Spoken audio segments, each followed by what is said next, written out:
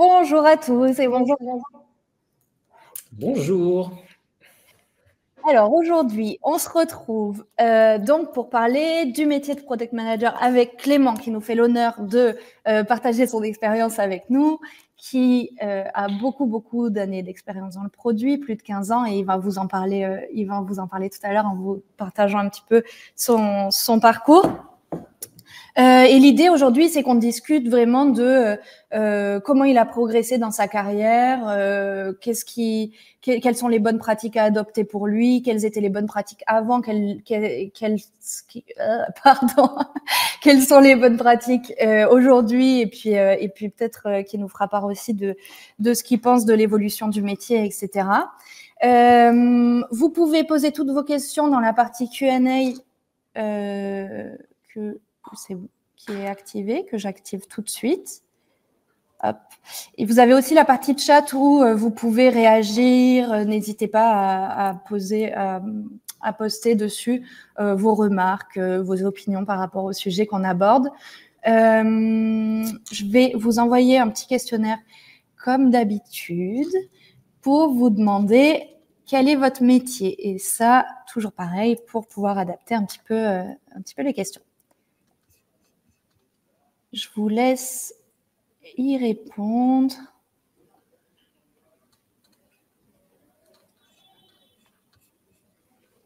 Et je vais laisser Clément se présenter. Génial, merci Julie. Donc effectivement, Clément Paillasse, je suis actuellement CPO chez PrestaShop. Si vous ne connaissez pas PrestaShop, c'est un CMS qui permet de créer des sites e-commerce. On est une société française, on a la chance d'être une société française. Au produit chez PrestaShop, on est une équipe de 45 personnes.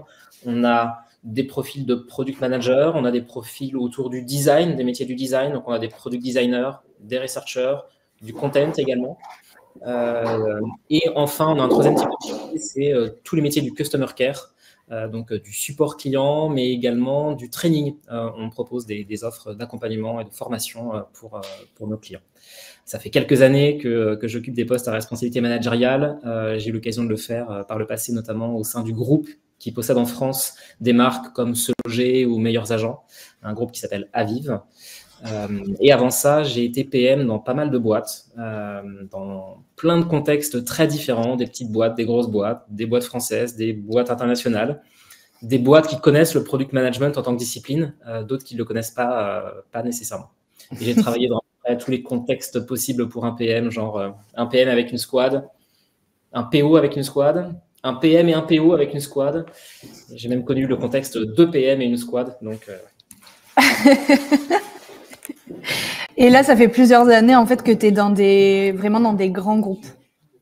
Pas nécessairement, tu vois, PrestaShop, on est 240 collaborateurs en France. Ah oui, pas tant. Ouais, pas tant que ça, pas tant que ça. Quand j'ai rejoint Se Loger à l'époque, c'était une société, on devait être 750, je crois, 750. Ouais.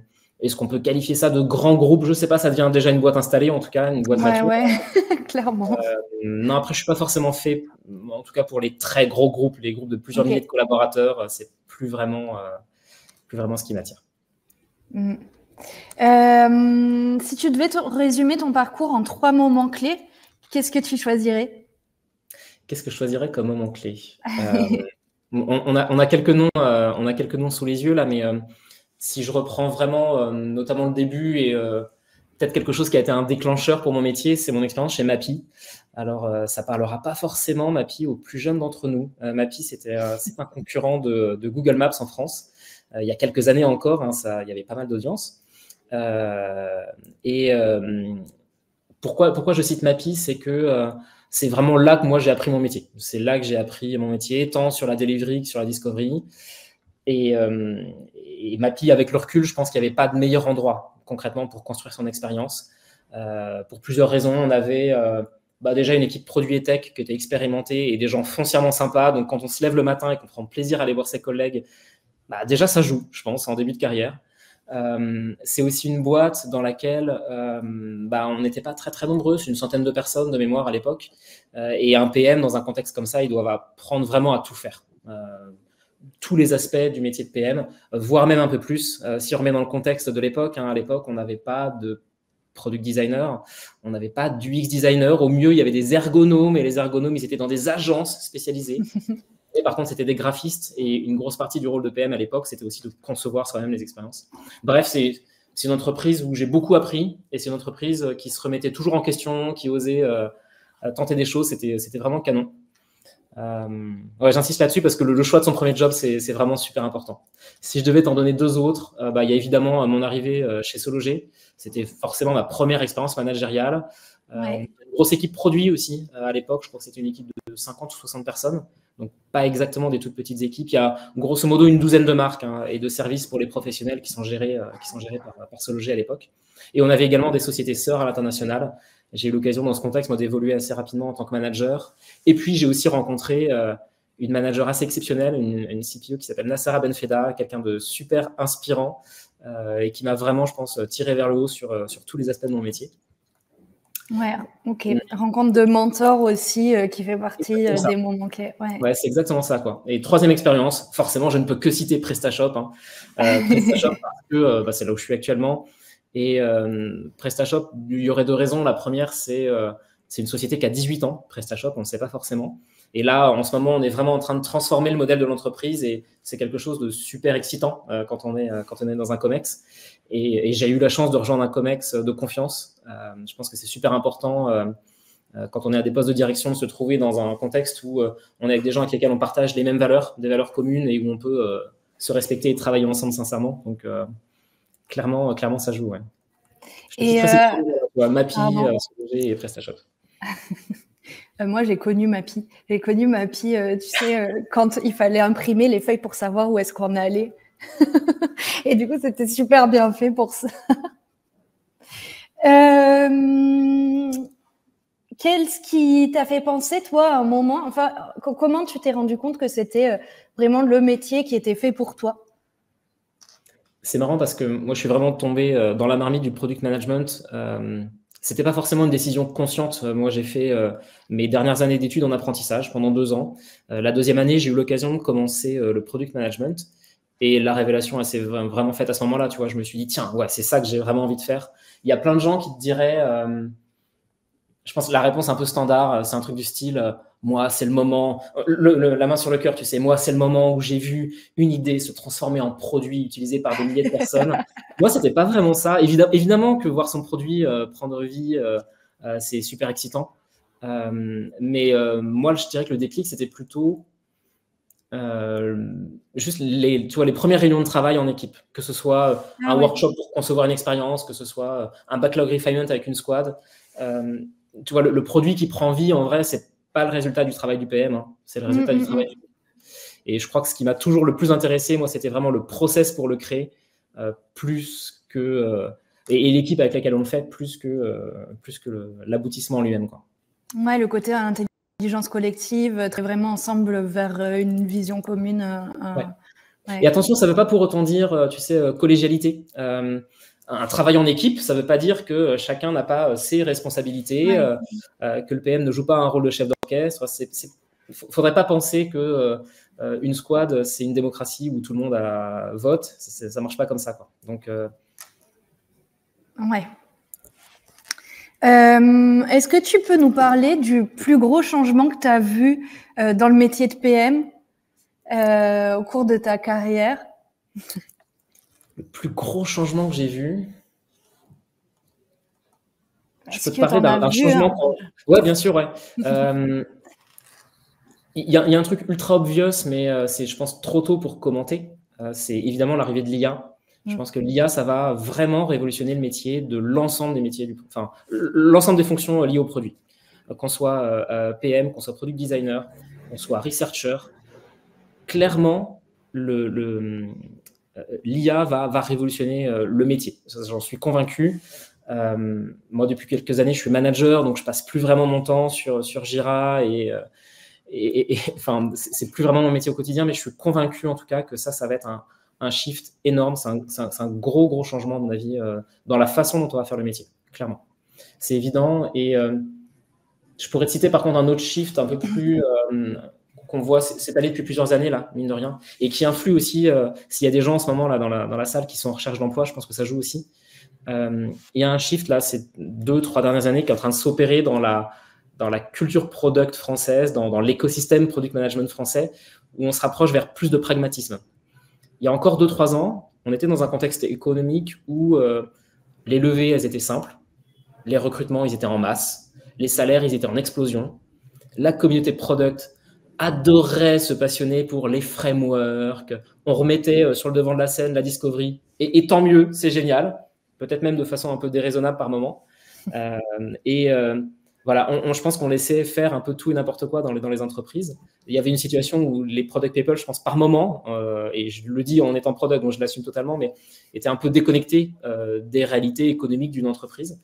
Là, le contexte éco, il a clairement changé. On n'est plus du tout dans la lune de miel de la trend product dans les boîtes. Ça touche à sa fin.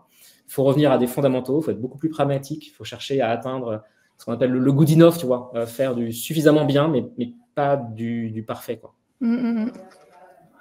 Ça induit un peu ma question suivante.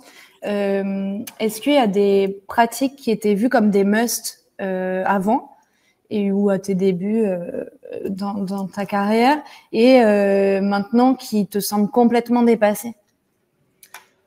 Ouais, clairement. J'en ai eu une en tête tout de suite et on parlait d'IA tout à l'heure. Je pense que ça va aussi venir révolutionner ça. C'est le fait de passer des semaines à rédiger des PR ultra détaillés, tu vois. Ah ouais. Des specs ultra détaillés. Moi, j'ai commencé ma carrière dans les 2 premières entreprises dans lesquelles j'ai bossé en cycle en V. Ça reste un rôle de product management. Le product management, c'est pas nécessairement en agile. Il y a d'autres méthodes pour travailler. Et même en ayant commencé en agile au début, on se faisait des specs de l'espace avec des liens dans tous les sens. Il y avait des docs comme ça qu'on pouvait imprimer, etc. Ça, c'est clairement révolu. Enfin, tu vois, aujourd'hui, un bon board Miro ou Figma, un Slack bien animé avec une squad, clairement, ça suffit souvent à aligner une équipe efficacement. Ouais, je dirais que c'est ça. Et je pense que c'est encore plus vrai aujourd'hui avec l'arrivée de l'IA où ce process qui prenait vraiment beaucoup de temps pour un PM au quotidien, c'est vraiment une tâche, quoi. Tu vois, la tâche de rédaction de tes specs, faire tes critères d'acceptance, etc. Tout ça, avec l'IA, tu peux avoir un accélérateur de malade mental. Ça ne veut pas dire qu'il faut avoir argent comptant ce que l'IA te dit, au contraire, mais au moins, tu n'as plus le stress de la page blanche et tu as une première version sur laquelle tu peux itérer super rapidement. Ça, ouais, je pense que c'est dépassé maintenant. Là. Ouais, ok. Mais effectivement, il faut quand même super bien savoir comment les rédiger, etc., pour pouvoir faire confiance à l'IA, quoi. Exactement. Bah, à partir du moment où tu maîtrises les bases, tu sais interpréter ce que l'IA te dit. Tu sais si elle est totalement dans les choux ou pas. Vraiment, je retiens moi ce point-là, tu vois, notamment toute l'IA générative pour moi, c'est pour éviter le stress de la page blanche. Ça ne veut pas dire que tu mets pas de jus de cerveau dans ce que tu fais, pas du tout. Mais au moins, tu pars d'une première base. Si tu devais former un PM en partant vraiment de zéro, c'est quoi les 3 premières choses que tu lui apprendrais? Les 3 premières choses que j'apprendrais à un PM. Alors, je pourrais te sortir le programme de cours de Maestro si tu veux. Non, je pense qu'un point ultra important déjà, c'est juste la vitesse d'exécution. La vitesse d'exécution, c'est vraiment clé. Moi, je préfère un test imparfait plutôt qu'une stratégie parfaite, mais qui n'est jamais lancée ou qui est lancée dans 6 à 8 mois et on en voit les premiers résultats, quoi. Clairement, la meilleure discovery de la Terre, ça restera toujours un produit live réellement utilisé par des gens. Ça, ce serait le premier point. Le deuxième point, ce serait d'être vraiment pragmatique. Il ne faut pas chercher tout le temps à réinventer la roue. Il y a un syndrome un peu quand on bosse en product, c'est de se dire « Non, mais vous savez quoi? Non. Ok, les concurrents, ils ont bossé là-dessus, mais nous, on peut le faire mieux. Nous, on va mieux résoudre ce problème. » Et y compris sur des sujets ultra standards. Un panier d'achat en e-commerce. Vous pensez réellement qu'on peut réinventer le panier d'achat e-commerce mieux que des sociétés comme Amazon qui ont passé des années dessus avec combien de personnes qui sont passées dessus? Non, en fait, il ne faut pas avoir de scrupules à réinventer la roue, enfin, à réutiliser des choses qui existent déjà. Il ne faut justement pas réinventer la roue. Il faut toujours se poser aussi, je pense, dans cette notion de pragmatisme, se poser la question du sujet sur lequel on travaille. Combien il vaut qu'on investisse? Est-ce que ça vaut un sprint? Est-ce que ça en vaut 2? Est-ce que ça en vaut 3? Dans trop de cas, j'ai vu des sujets glisser sur plein de sprints, sur des mois, pour un truc qui normalement aurait dû être plutôt straightforward et on n'a pas été justement assez pragmatique.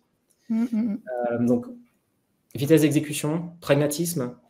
Le dernier, tu vas me dire merci Captain Obvious, mais c'est de toujours utiliser la data pour prendre des décisions.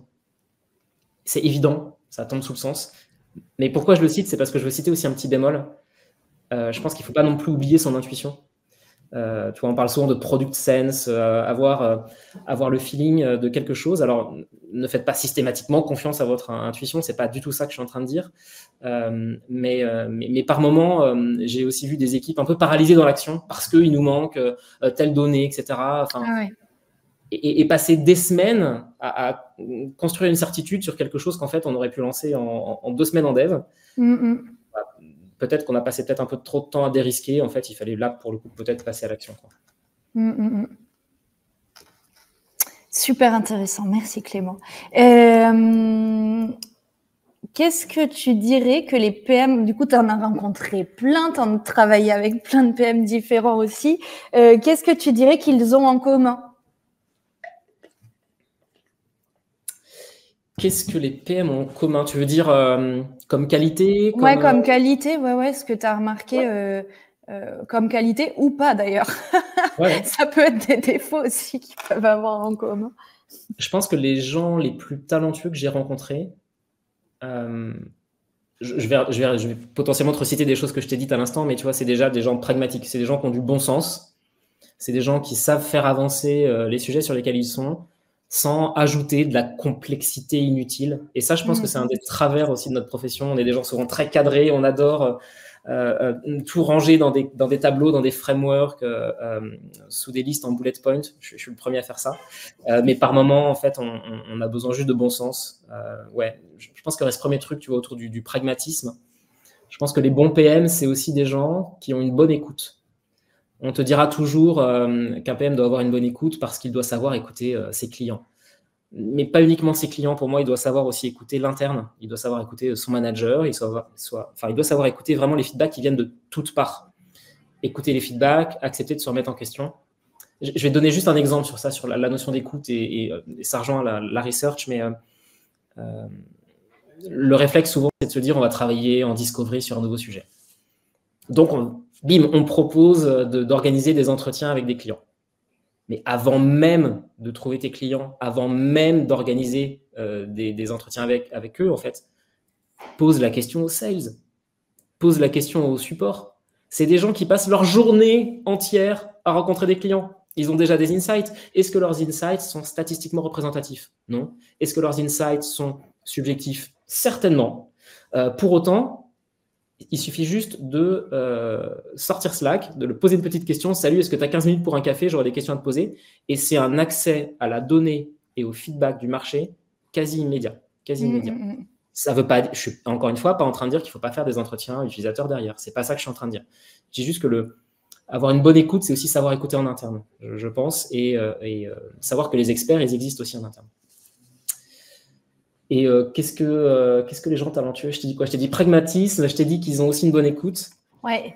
Un truc que je recherche aussi beaucoup, notamment quand je recrute, tu vois, c'est d'avoir des gens qui sont des bons communicants et qui ont un leadership naturel. Des gens qui savent exprimer clairement leurs idées, qui savent également les transmettre, faire preuve de pédagogie.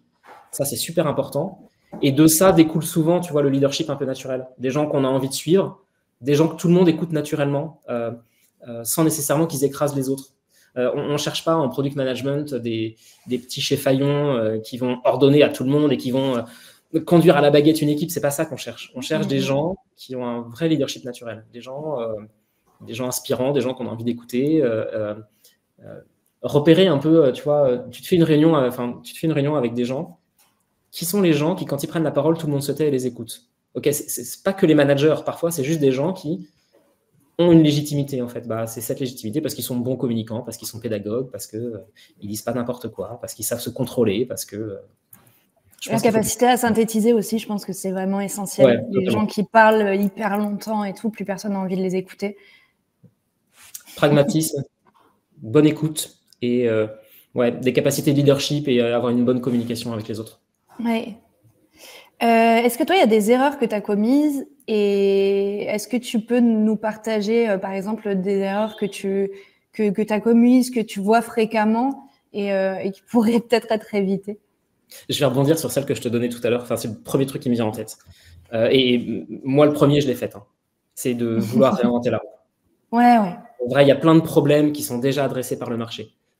Je peux donner des exemples comme ça, hein, où moi, en tant que PM, j'ai voulu, j'en sais rien, réinventer le parcours de connexion, tu vois, à un compte.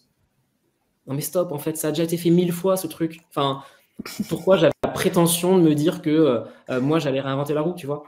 Mais il y a toujours ce syndrome, tu vois, de se dire, ok, ça n'a pas été inventé par moi, c'est pas bien, moi, je vais faire mieux. Bah, prends un truc qui fonctionne bien et éventuellement, améliore-le, si tu as les moyens de l'améliorer, si tu as du temps à investir là-dessus.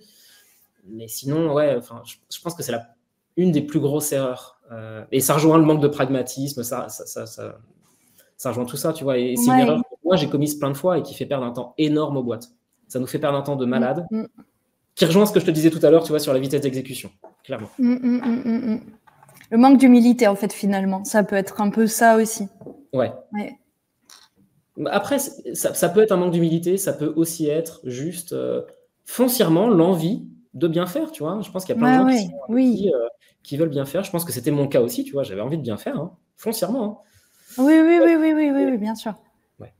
Pas très pragmatique. On en revient toujours là. On parle beaucoup et souvent, je trouve, du syndrome de l'imposteur dans le rôle de PM. Est-ce que toi, tu as déjà pu le ressentir et comment tu as réussi à t'en détacher, si tu as réussi à t'en détacher? Non, clairement. Non, je pense que c'est un vrai sujet. On tourne beaucoup autour de ça dans le product management. On n'en parle peut-être pas assez aussi. Hein. Des moments de doute, moi j'en ai eu plein, clairement. Tous les métiers sont exigeants, tous. Celui de PM, il l'est particulièrement aussi parce qu'on demande toujours à un PM d'être le mouton à 5 pattes. C'est celui qui va savoir sécuriser la délivrée à court terme, mais celui qui va aussi savoir se projeter à long terme et proposer une vision, un peu de stratégie, savoir où est-ce qu'on doit aller. C'est celui qui anime, tu vois, le travail d'une squad au quotidien, mais qui en parallèle, en vrai, il a aussi un taf. Hein, il doit assurer un certain nombre de tâches. On parlait tout à l'heure, tu vois, de rédiger des specs ou autre. C'est celui qui doit être en mesure de parler business d'abord, parce que le product management, c'est une fonction business, mais aussi expérience utilisateur, tech, etc. Tu vois, ce truc de mouton à 5 pattes, forcément, ça te met le syndrome de l'imposteur. C'est obligatoire parce que on ne peut pas être bon partout. C'est juste pas possible. Et le syndrome de l'imposteur, moi, c'est le pattern le plus récurrent que j'ai vu dans les échanges que j'ai autour de moi depuis plusieurs années, que j'ai eu chez Maestro, que j'ai eu au bureau, que j'ai eu en coaching. C'est le truc qu'on retrouve chez le plus de gens, quoi. Et vraiment, il concerne tout le monde, peu importe son niveau d'expérience, peu importe son poste actuel, peu importe son background. Ça concerne tout le monde. Je suis pas forcément bien placé pour dire ça, mais les femmes, je pense qu'elles en souffrent encore plus, et c'est encore plus problématique d'ailleurs, parce qu'il n'y a aucune raison qu'elles en souffrent plus que les autres. Ouais, faut mettre je pense qu'il faut mettre fin à ce truc-là, tu vois, on n'est pas au niveau, parce que ça fait beaucoup souffrir les gens. Hein. Enfin, clairement, le nombre d'exemples que j'aurais à te donner de gens qui en souffrent, il y en a plein, quoi. Il y en a plein. En plus de ça, ceux qui en souffrent, c'est souvent ceux que ça ne devrait pas concerner. Ce que j'entends par là, c'est que tu vois, les gens qui ont un excès de confiance en eux, ils ne souffrent pas du syndrome de l'imposteur. Hein. C'est clair. Et par contre, ils sont peut-être très, très mauvais. Donc, ouais, pour le combattre, tu vois, c'est le syndrome de l'imposteur. Moi, ce que je fais, c'est tout bête, hein, mais ça fait des années maintenant que je donne des cours. Ça fait des années que je fais du coaching. Je le fais parce que j'adore transmettre. Je le fais parce que j'ose espérer que j'ai un tant soit peu de pédagogie. Mais la raison inavouable, c'est aussi que je le fais pour combattre mon syndrome de l'imposteur, pour me dire, bah ouais, j'ai des choses à apporter aux gens. Et, tu vois, voir l'impact direct que ça peut avoir sur eux. Ouais, et je pense que c'est un truc dont on va souffrir toute sa carrière quand on est un tant soit peu investi et qu'on veut bien faire. Ouais, et puis c'est vraiment difficile de faire la différence entre il faut qu'on se remette continuellement en question, mais en même temps, il faut pas trop douter non plus. C'est hyper délicat. Et en même temps, on a envie de de connaître bien les sujets, mais on ne peut pas être expert de tout. C'est hyper délicat, quoi. Douter de soi, c'est vraiment bien, c'est ultra sain. Je pense qu'il faut douter au quotidien, dans tout, dans son métier, dans sa vie perso. Je pense que c'est important de douter, c'est super sain. Mais douter, ça peut en même temps être super mauvais parce que ça peut faire du mal. Et l'équilibre entre les deux, tu vois, il est très ténu, tu vois. Douter un peu, c'est bien, c'est une preuve d'humilité. Trop douter, ça paralyse. Ouais, exactement. Quel conseil tu donnerais à quelqu'un qui voudrait se lancer, qui commence un nouveau job de PM, par exemple, et qui aurait vraiment peur de mal faire? De ne pas douter? Non. Non, pas du tout. Déjà, enfin, tu vois, peur de mal faire, on va déjà se détendre 2 secondes. On ne sauve pas la planète. On n'envoie pas des fusées sur la Lune. Bon, sauf évidemment si vous êtes, j'en sais rien, PM sur des systèmes d'aéronautique pour la NASA. Ok, peut-être. mais déjà, on ne sauve pas des vies. Tu vois, enfin, ça reste qu'un job. Donc, peur de mal faire. Ne nous mettons pas trop la pression. Après, sur la notion de peur de mal faire, c'est souvent un truc, chez les PM qui débutent. J'en ai vu quelques-uns, tu vois, sortis de formation, avec qui j'avais un petit CD lien, des gens qui me recontactent après, des gens que j'ai pu accompagner sur quelques années. Et je pense que l'important, c'est de se focaliser sur l'apprentissage, tu vois, de se poser des questions, chercher à comprendre ton produit, chercher à comprendre ton marché, tes utilisateurs, chercher à comprendre ton équipe et l'interne, avant de vouloir tout révolutionner, tu vois. Si tu as une bonne écoute, si tu sais regarder autour de toi, si tu sais entendre les feedbacks, tu feras pas mal et tu feras pas d'erreur parce qu'il y a des gens autour de toi qui vont te rattraper, en fait. Si tu sais écouter les feedbacks autour de toi, tu feras pas d'erreur. Enfin, tu peux pas en faire. C'est pas possible. Pas sur un job de PM. Encore une fois, ce serait pas... le job de PM, c'est pas un job isolé, c'est un job d'équipe. Autour de toi, tu as du monde aussi. Tu n'es pas tout seul. Pas seulement ton manager. Enfin, tu as des développeurs autour de toi. Tu as des gens côté sales, tu as des gens côté marketing, tu as des designers. C'est un travail d'équipe. Tu peux pas fondamentalement te tromper si tu écoutes les autres. D'où l'intérêt d'être dans l'écoute active avec les stakeholders, quoi. Ouais. Quelqu'un qui voudrait se reconvertir en product aujourd'hui, tu lui conseillerais quel chemin pour se donner toutes les chances? Je pense que c'est moins simple que ça ne l'était déjà il y a quelques années de se reconvertir en product parce que le marché il est plus compliqué. On parlait de la situation économique tout à l'heure. Il y a moins de postes. C'est mécanique aujourd'hui. Il y a moins de postes. Et puis, en même temps qu'il y a moins de postes, il y a aussi plus de candidats sur le marché. Il y a plus de candidats sur le marché et notamment des candidats expérimentés. Il y a encore 5 ans, non, 5 ans ça allait, mais il y a 5 à 10 ans, tu vois, on avait du mal à trouver des gens expérimentés. Et donc, il y a des gens comme moi qui ont commencé from scratch parce que il y avait littéralement pas de formation, ça n'existait pas à l'époque, et on a tout appris sur le terrain. Aujourd'hui, il y a des formations qui existent, des gens expérimentés, on en a, soit parce qu'ils sont passés par une formation, soit parce qu'ils ont des années d'expérience, et parfois même les deux, tu vois. Donc le marché, il est plus compliqué. Ce que je recommanderais à quelqu'un, tu vois, qui veut se reconvertir dans du produit aujourd'hui, une formation évidemment. Moi, je suis pas là du tout pour vendre la sauce de Maestro, mais je le pense foncièrement parce que aujourd'hui, il faut les concurrents qui seront en face de vous, eux, ils ont ce bagage. Donc en fait, si vous ne l'avez pas, c'est compliqué. Ça, j'en suis convaincu. Mais je pense que ça suffit pas non plus. Ça suffit plus aujourd'hui. Ouais. Je pourrais te citer tous les poncifs, tu vois, du style. Se développer une culture produit en lisant, en suivant des PM expérimentés, en écoutant plein de podcasts, en regardant des vidéos. Alors oui, il y a vraiment plein de matériaux qui existent aujourd'hui sur le marché qu'on n'avait pas avant, qui sont des matériaux gratuits en plus. Mais je pense que la meilleure option, en vrai, c'est de chercher un rôle intermédiaire dans votre boîte actuelle pour mettre un pied dedans, tu vois. Je pense que les meilleures reconversions, en tout cas les reconversions les plus simples, je pense qu'elles font dans une boîte. C'est les évolutions en interne. C'est celle qui me semble le plus simple. J'ai eu quelques exemples comme ça autour de moi ces derniers temps. Toi-même, tu sais, des gens... encore une fois, je ne suis pas là du tout pour vendre la science de Maestro. Mais des gens envoyés en cours du soir chez Maestro parce qu'ils étaient en reconversion dans leur boîte. Et leur boîte leur payait une formation au cours du soir. bah ça joue, ça joue énormément parce que là, on est dans les bonnes conditions en fait. On est dans les bonnes conditions. C'est ton entreprise qui te fait confiance déjà. Moi, je pense que c'est le moyen le plus safe aujourd'hui pour évoluer sans expérience vers du product management. Et si tu devais donner un mantra à un PM pour sa carrière, ce serait quoi? Un mantra pour sa carrière? Des mantras product, il y en a plein, tu vois. Il y en a plein, oui. Genre, il faut être obsédé par les problèmes plutôt que par la solution. Il faut tomber amoureux aussi des problèmes plutôt que des solutions. Ouais. Exactement. Non, ce que je conseillerais, c'est un peu tout ce qu'on s'est dit là, tu vois, c'est plus sur l'attitude à avoir au regard du métier de PM et même de sa carrière de façon générale. Être humble, je pense que c'est important. Et quand je dis humble, ça veut dire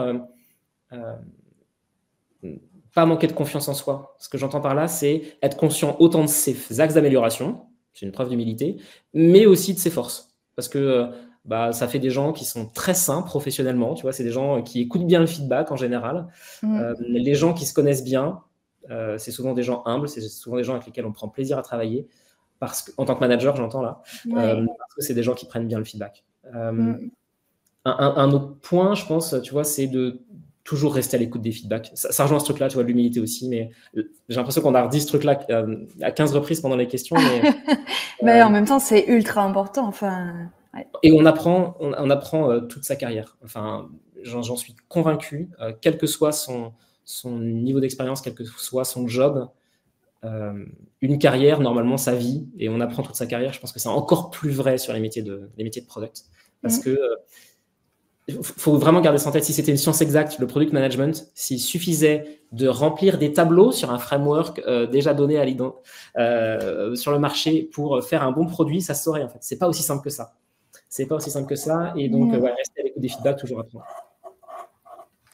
Merci beaucoup Clément. On va prendre vos questions, donc n'hésitez pas à poser toutes vos questions dans la partie Q&A et puis je vais les prendre.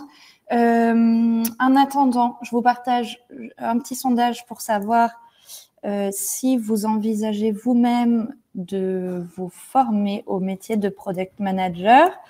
Et par ailleurs, pour ceux qui nous connaissent pas bien, vous pouvez nous retrouver. Donc, moi, je suis Julie, je suis responsable pédagogique chez Maestro et je m'occupe de créer tous les événements, les partenariats, etc. autour de Maestro. Vous pouvez nous retrouver donc sur Meetup où vous serez informés de tous les prochains webinaires, de tous les prochains événements, même en physique, sur LinkedIn aussi et sur notre site qui d'ailleurs a changé. Je vous invite à aller voir la nouvelle DA de Maestro. Les prochaines formations Maestro, elles s'affichent à l'écran, les dates s'affichent à l'écran. Si vous êtes intéressé, vous pouvez contacter Camille. Vous avez son mail qui s'affiche ici. Moi, ce que je peux vous en dire, c'est les formations Maestro. Donc, on a des formations de product management en distanciel, en cours du soir et en présentiel en full time.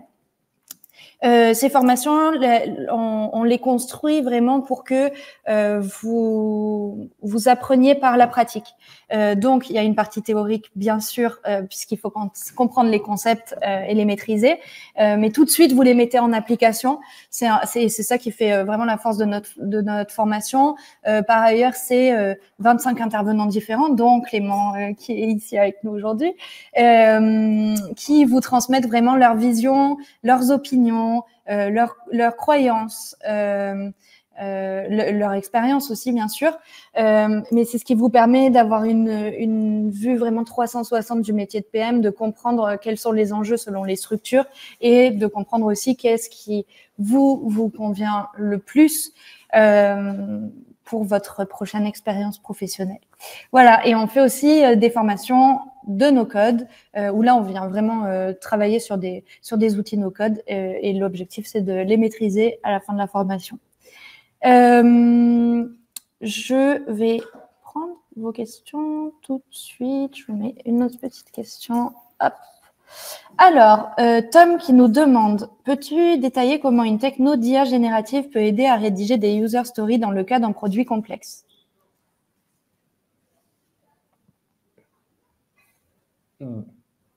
je ne sais pas s'il y a une technicité particulière, mais en vrai, il suffit juste d'aller même, ne serait-ce que sur un chat GPT gratuit, hein, clairement, de lui donner un peu de... Enfin, vous savez comment ça se passe, hein. Cheat in, cheat out. Si vous donnez des prompts tout bidons à une IA générative, vous aurez une réponse toute bidon, c'est évident. Le plus d'infos tu lui donnes sur le contexte de ce produit complexe dont tu parles, Tom, déjà. Le plus de parallèles tu peux lui faire aussi. Tu vois, si je devais faire un truc comme ça chez PrestaShop, ce serait je suis PM chez PrestaShop, tu pourrais même ne pas dire le nom de la boîte si tu veux, tu vois. Je suis PM chez PrestaShop, qui est un CMS e-commerce, comme tu donnes quelques noms de concurrents. Je travaille en ce moment sur, j'en sais rien, le parcours d'onboarding des nouveaux clients. Les problématiques que nous rencontrons autour du parcours d'onboarding des nouveaux clients sont ça, ça, ça, ça. Nous cherchons à répondre aux problèmes de telle façon, telle façon, telle façon. A priori, si tu es au stade de rédaction de la spec, c'est que tu as déjà une idée de ta solution, a priori. Je dois expliquer à mon équipe de développeurs comment développer cette fonctionnalité. Ils sont expérimentés, mais je dois leur donner suffisamment de détails dans un document de spécification. Tu utilises les mots, tu vois. Que peux-tu me proposer? Hop, tu auras un premier jet. Tu auras tout de suite un premier jet, Tom. Et c'est ça dont je parlais tout à l'heure, notamment dans le côté accélérer le process et ne pas avoir le stress de la page blanche. Tu auras déjà un premier jet. Ce premier jet, il est en général ouf dans la plupart des cas. Enfin, si moi j'avais eu ça il y a 15 ans, j'aurais été comme un dingue. Vraiment. Donc, aucun scrupule, allez-y, utilisez le plus possible. Est-ce que tu as des livres à recommander? Des livres à recommander? Bonne question. Quand on me pose cette question-là, je recommande jamais le Inspire de Marty Kagan parce que vous avez déjà une recommandation à 15 reprises. Celle que je recommande, et en particulier à des product managers en France, c'est un bouquin de Melissa Perry qui s'appelle Escaping the Build Trap. Ouais, je te vois faire oui de la tête. Pourquoi je recommande ce bouquin-là? Melissa Perry, c'est une autrice qui s'est basée sur pas mal d'expériences qu'elle a connues en entreprise, et notamment des cas de boîtes où on est vraiment en mode feature factory. Ce que j'appelle par feature factory, c'est, vous savez, les backlogs ultra remplis, on a toujours 1 milliard d'idées, et les équipes sont là pour produire de la feature, produire de la feature, produire de la feature. Et ça, c'est le syndrome de beaucoup de boîtes françaises ces dernières années, parce que le shift vers le product management, c'est pas seulement, il suffit pas de renommer des rôles qui existaient déjà dans l'organisation, il suffit pas de dire... Imaginez, vous êtes dans un grand groupe. Il y avait à l'époque des chefs de projet à MOA, à l'IT, qui travaillaient avec des chefs de produits au marketing. Et puis tout d'un coup, on a renommé les chefs de projet AMOA PO. On a renommé les chefs de produits marketing en PM. Et puis allez-y, faites du product management. C'est pas suffisant en fait. Et donc il y a beaucoup de boîtes françaises qui sont passées par ces étapes-là sans avoir le mindset. Et ce que Melissa Perry explique dans son bouquin, c'est notamment comment se sortir de ce cycle infernal. Du hamster dans sa roue qui passe son temps à livrer, mais qui livre souvent pas les bons sujets, pas le bon impact. En plus de ça, c'est un bouquin qui est assez court. C'est pas un bouquin boring, c'est bien écrit. Il y a des exemples concrets dedans parce qu'elle prend un exemple un peu fil rouge. C'est celui que je recommande tout le temps. Je pourrais vous lister plein de poncifs de bouquins, mais c'est le premier qui me vient en tête.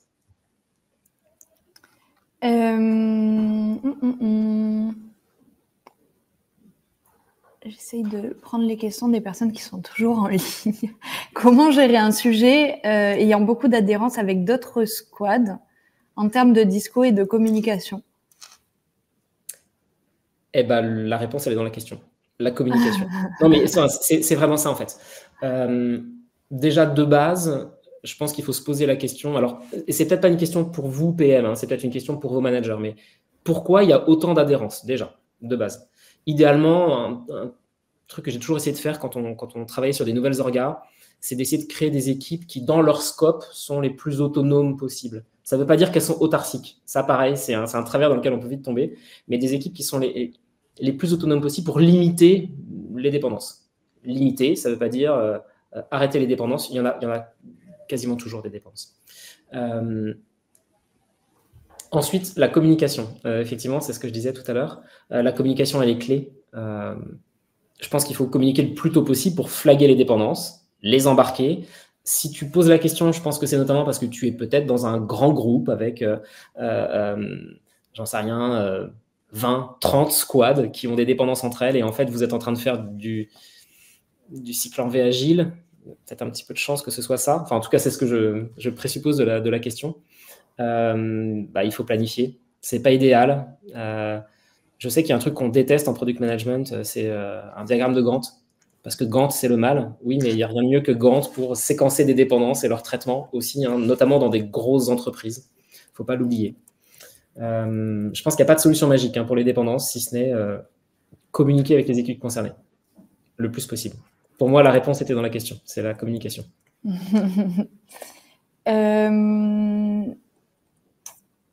Alors, on a une question de Diana qui dit, dans cette nouvelle tendance de pragmatisme, quel est le niveau de discovery minimum pour une feature?